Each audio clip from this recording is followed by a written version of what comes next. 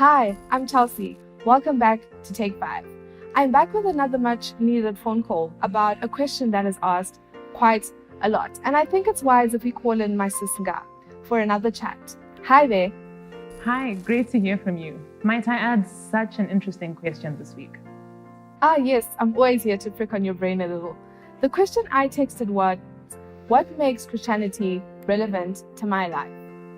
In an attempt to tackle this one, I think we should ask ourselves, what matters to us in our lives? Tell me, Chelsea, what matters to you?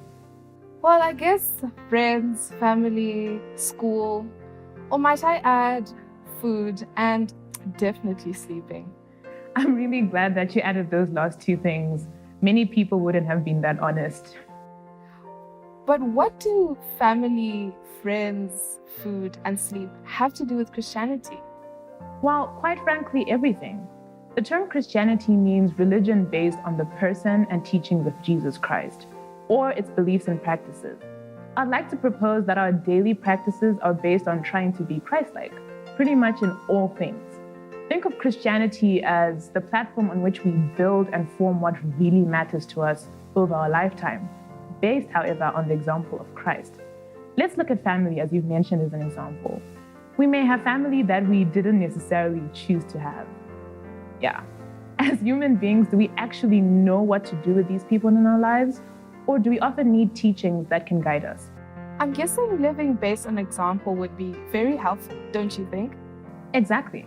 So for family, we would as Christians turn to the teachings of Christ in the Bible. Christianity based on the Bible lays out duties that we have towards our family members. Let's name a few, shall we? Yeah, sure. So let's start with Ephesians chapter 6, verse 1. Children, it is your Christian duty to obey your parents, for this is the right thing to do. Another duty is 1 Timothy 5, verse 8. But if anyone does not take care of his family, especially his own relatives, he has denied the faith and is worse than an unbeliever. Notice how in these verses, the duty of Christianity, or the duty, is linked to Christianity. Christianity also gives us a whole family outside our immediate one, namely the church. Think of it as a greater support network. Okay.